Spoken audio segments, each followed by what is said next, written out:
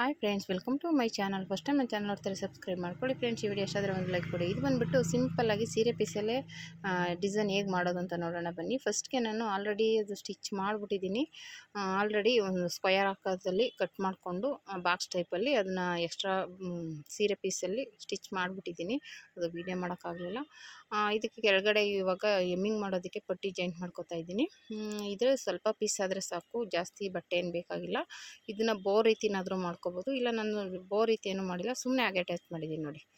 ಅದನ್ನು ಬೇಕಾದರೆ ಫ್ರಿಲ್ ಥರ ರೆಡಿ ಆಗುತ್ತೆ. ಸಣ್ಣ ಸಣ್ಣ ಫ್ರಿಲ್ ಕೊಟ್ಬಿಟ್ಟು ಅದನ್ನ ಹಿಂಗೆ ಒಂದು ಕಡೆ ಉಲ್ಟಾ ಒಂದು ಮಾಡಿದ್ರೆ ಆ ಥರ ಮಧ್ಯದಲ್ಲಿ ನಾನು ಸ್ಟಿಚ್ ಮಾಡಿರೋ ಫ್ರಿಲ್ ಇಟ್ಟಿದ್ದೀನಿ. ಅದು ವೀಡಿಯೋ ಮಾಡೋಕ್ಕಾಗಲ್ಲ, ಸಾರಿ. ನೆಕ್ಸ್ಟ್ ಯಾವುದಾದ್ರೂ ಆ ಥರ ಸ್ಟಿಚಿಂಗ್ ಮಾಡಿದ್ರೆ ಸುಮ್ಮನೆ ಹಂಗೆ ಫೋಲ್ಡ್ ಮಾಡಿ ಸ್ಟಿಚ್ ಮಾಡಿ ಸೈಡ್ಗೆ ಥರ ಒಂದು ಕಡೆ ಸೀದಾ ಮಾಡಿದ್ರೆ ಇನ್ನೊಂದು ಕಡೆ ಅದ್ರ ಉಲ್ಟಾ ಮಾಡಿದ್ದೀನಿ.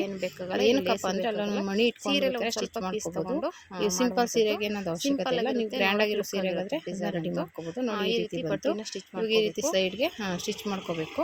ಇಲ್ಲ ನಿಮಗೆ ಪೈಪಿಂಗ್ಗೆ ಕೊಡ್ತೀವಿ ಅಂದರೆ ಪೈಪಿಂಗ್ ಕೊಡ್ಬೋದು. ಪೈಪಿಂಗ್ ಆದರೆ ಕ್ರಾಸ್ ಪಟ್ಟಿ ಬೇಕು, ಇದಕ್ಕೇನೋ ಸ್ಟ್ರೈಟ್ ಪಟ್ಟಿ ಆದರೂ ಸಾಕು. ಹಂಗಾಗಿ ನಾನು ಈ ಪಟ್ಟಿ ಕೊಡ್ತಾ ಇರೋದು ಬಟ್ಟೆ ಅಡ್ಜಸ್ಟ್ ಮಾಡೋಕ್ಕೋಸ್ಕರ. ಕ್ರಾಸ್ ಪಟ್ಟಿ ಆದರೆ ಸ್ವಲ್ಪ ಜಾಸ್ತಿ ಬಟ್ಟೆ ಬೇಕಾಗುತ್ತೆ, ಹಿಂಗಾದರೆ ಸ್ಟ್ರೈಟ್ ಆಗಿರೋದ್ರಿಂದ ಸ್ವಲ್ಪ ಬಟ್ಟೆಲೆ ನಾವು ಅಡ್ಜಸ್ಟ್ ಮಾಡಿ ಸ್ಟಿಚ್ ಮಾಡ್ಕೋಬೋದು ಡಿಸೈನ್ನ.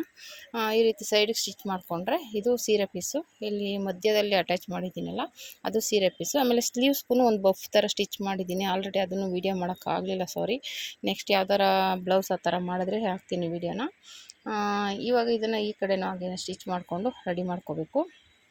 ಎರಡು ಕಡೆನೂ ಹಾಗೇ ಸ್ಟಿಚಿಂಗ್ ಆದಮೇಲೆ ನಾವು ಮಾಮೂಲಿ ಕೆಳಗಡೆ ಎಮ್ಮಿಂಗ್ ಪಟ್ಟಿನ ಸ್ಟಿಚ್ ಮಾಡ್ಕೋಬೇಕು. ಅದು ಸ್ಟಿಚ್ ಮಾಡ್ಕೊಂಡಾದ್ಮೇಲೆ ಡಾಟ್ ಇಟ್ಕೋಬೇಕಾಗುತ್ತೆ. ಈ ರೀತಿ ಸಿಂಪಲ್ಲಾಗಿ ಸ್ವಲ್ಪ ಪೀಸಲ್ಲೇ ನೀವು ಈ ಥರ ಸಿಂಪಲ್ ಡಿಸೈನ್ನ ರೆಡಿ ಮಾಡ್ಕೋಬೋದು. ಹೀಗೆ ಸ್ಟಿಚ್ ಮಾಡ್ಕೋಬೇಕು ನೋಡಿ. ಇವಾಗ ಕೆಳಗಡೆ ಪಟ್ಟಿನ ಅಟ್ಯಾಚ್ ಮಾಡ್ಕೋತಾ ಇದ್ದೀನಿ. ಇದು ಎಮ್ಮಿಂಗ್ ಪಟ್ಟಿ ಕೆಳಗಡೆ ಫೋಲ್ಡ್ ಮಾಡಿ ಸ್ಟಿಚಿಂಗ್ ಏನು ಮಾಡ್ತಿಲ್ಲ, ಎಮ್ಮಿಂಗ್ ಪಟ್ಟಿ ಕೊಡ್ತಾ ಇದ್ದೀನಿ. ಅದನ್ನು ಬೇಕಾದ್ರೆ ನೀವು ಎಮ್ಮಿಂಗ್ ಆದರೂ ಮಾಡ್ಕೋಬೋದು, ಇಲ್ಲ ಬೇಡ ಅಂದರೆ ಹಾಗೇ ಸ್ಟಿಚ್ ಮಾಡಿಕೊಂಡು ಮಾಡ್ಕೋಬೋದು ಈ ರೀತಿ. ನೆಕ್ಸ್ಟ್ ಅದು ಲೈನಿಂಗ್ ಪೀಸ್ ಅಟ್ಯಾಚ್ ಮಾಡ್ತಾ ಇರೋದು ಬಟ್ಟೆ ಅದರಲ್ಲೇ ಇದ್ದರೆ ಅಡ್ಜಸ್ಟ್ ಮಾಡ್ಬೋದು. ಇದು ಡಿಸೈನ್ ಬಂದಿರೋದ್ರಿಂದ ಈ ಥರ ಮಾಡೋದ್ರಿಂದ ಫಿನಿಶಿಂಗ್ ಬರುತ್ತೆ. ಅದರಲ್ಲೇ ಮಾಡೋಕ್ಕೆ ಹೋದರೆ ಬಟ್ಟೆ ಸಾಕಾಗಲ್ಲ. ಹಾಗಾಗಿ ನಾವು ಆ ಕಡೆ ಪೀಸ್ ಈ ಕಡೆ ಪೀಸ್ ಸಪ್ರೇಟ್ ಇರುತ್ತಲ್ವ, ಹಾಗಾಗಿ ಈ ಥರ ಕೊಟ್ಟರೆ ಒಂಥರ ಫಿನಿಶಿಂಗ್ ಇರುತ್ತೆ. ಬೇರೆದು ಬೇಕಾದ್ರೆ ಹಾಗೇ ಮಾಡ್ಕೋಬೋದು, ಆದರೆ ಈ ಪೀಸಿಗೆ ಮಾತ್ರ ಈ ರೀತಿಯೇ ಕೊಡಬೇಕಾಗುತ್ತೆ.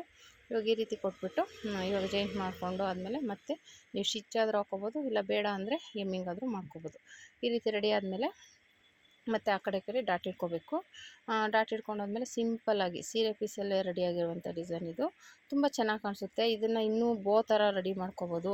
ನೀವು ಬೇಕಂದರೆ ಆ ಬೋ ಥರ ಡಿಸೈನ್ ಮಾಡಿ ಅದಕ್ಕೆ ಮೇಲೆ ಅಟ್ಯಾಚ್ ಮಾಡಿ ಮಾಡ್ಕೋಬೋದು. ಇವಾಗ ಇದಕ್ಕೆ ಬೇಡ, ನೀವು ಸಪ್ರೇಟಾಗಿ ಸೀರೆ ಪೀಸಲ್ಲೇ ಮಾಡೋದಾದರೆ ಅದು ಒಂದು ಡಿಸೈನ್ ಚೆನ್ನಾಗಿರುತ್ತೆ. ಮಾಮೂಲಿ ಬ್ಲೌಸ್ ಪೀಸಲ್ಲೇ ಸ್ಟಿಚ್ ಮಾಡಿಕೊಂಡು ಅದ್ರ ಮೇಲೆ ಬೋ ಥರ ಸ್ಟಿಚ್ ಮಾಡ್ಕೋಬೋದು. ಅದು ಸಿಂಪಲ್ಲಾಗಿರುತ್ತೆ, ನೋಡೋಕ್ಕೆ ಗ್ರ್ಯಾಂಡಾಗಿ ಕಾಣಿಸುತ್ತೆ.